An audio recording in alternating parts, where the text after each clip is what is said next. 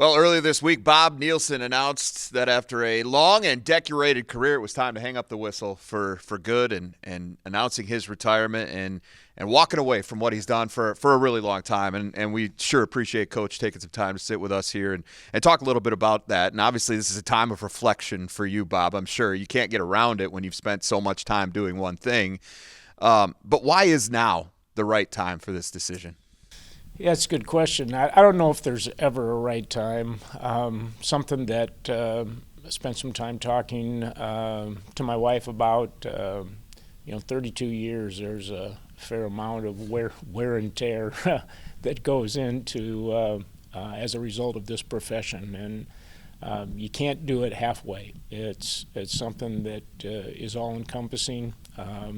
I talked to John Schimmel this summer about, not knowing how many more years that I might want to go, and, talked to him about, starting to think about succession plan. And as the year went on, and certainly the entire focus was on trying to win a national championship. And as we got to the end of the year, just felt right that took some time to think about it over the holidays, but decision to leave the program strong in a position where I knew it was going to be taken over by people that I trust and felt like they could continue to move it forward.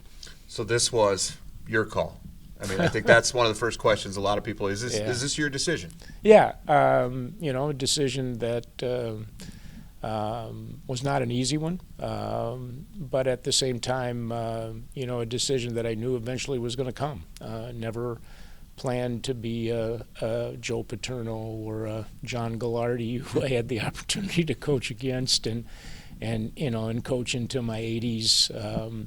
There's some things from a life standpoint that I hope to be able to do and do while we're still in good health. All right, again, more than 3 decades in this profession, national championships, playoff opportunities, conference championships. I don't know where to begin, but is there a favorite memory, or is there something you'll miss most? Yeah. Honestly, Jay, it's the people. When you do it for as long as I've done, I was starting to think it's probably not just hundreds. It might be closing in on 1,000. But it's those relationships that really drive you in this profession, and that's honestly what I'll remember most. The relationship part of this game has changed because so many other aspects have changed. Transfer portal, NIL, these things. There's a lot of coaches that have been doing it a long time like you that are deciding it's not for them anymore. Is that part of what's driven this for you? Oh, I think there's a part of that. It's hard when you hear college football being talked about, and the first 2 things that you hear are NIL and transfer portal. Those certainly aren't the things that from my standpoint, that I've felt are most important about college football. To me, it's been about relationships and building together and establishing that kind of commitment to a team. So have I been able to navigate that change? For sure, but have I necessarily agreed with how that change is impacting the game? No, and I hope in some way that we can get that corralled back and put the emphasis on what's really good about college football. As you reflect on your time specifically here at South Dakota, there's been a lot of great stops along the way, and there's been a lot of success at all of those stops for you, and that's something I'm sure you're very proud of. But here at USD, you took over a program that had never been to the FCS playoffs in its Division I history. You did it 4 times. Yeah. You reached the quarterfinals for the first time. You reached the semifinals for the first time. What has this build, the last one, meant to you? Oh, it's been special. We come in and we're able to bring in a player like Chris Strevler, who kind of set our program in a different direction.